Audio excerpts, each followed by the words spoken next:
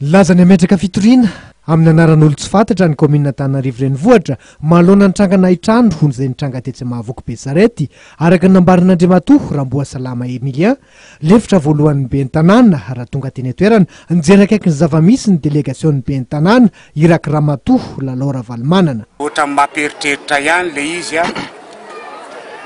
satria misesisesy ary tsy amperinandro kory dia efa tonga indray ty dia hoe ametraka fantany ho azy indray manaraka engany mba tsy ho izany le izy fa izahay atao commune urbaine Antananarivo vao naheno an'ity alina tamin'ny folo dia efa nametraka toromarika ho an'ny tale tompona ndraikitra amin'ny raharaham-pitsarana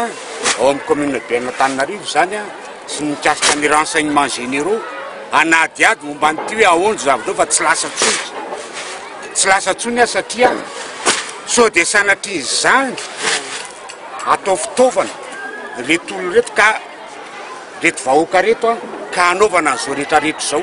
dia efa androany dia efa mandeha ny fanadiadiana ary atao any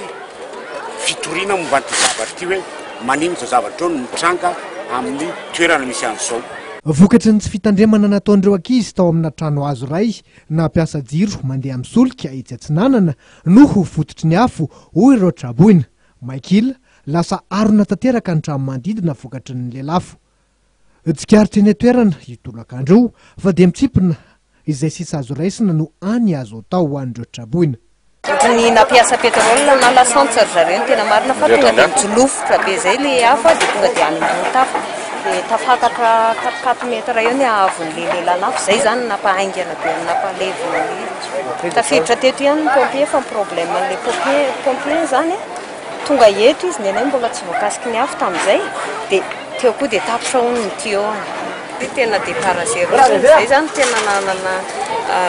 tsy nanana entana vovontsina ohatran'izao tanjo zao fotsiny entana avoaka miaraka n'izay. Tsy nitaza-potsiny ny fanovimbina izay voatsirambin'ny tanana ihany koa ny delegation'ny fiadidiana Antananarivo renivohitra nahitana vary amin'ny gony, so ary fanafody fanadiovana rano ny fanampiana tolotry ny CEA. Mbola andalo eny toerana raha teo Ramatoa ben'ny tanàna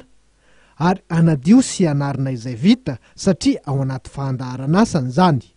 Olona misa 720 ny trabony etsy Mahavoky Besarety avy amina fianakaviana misa 720 ary trany hazo 70 ny may 4 kosa briky. Olona roa kosa ny fantatra fa naratra, ray main tanany, ray hinomay eo amin'ny tareny.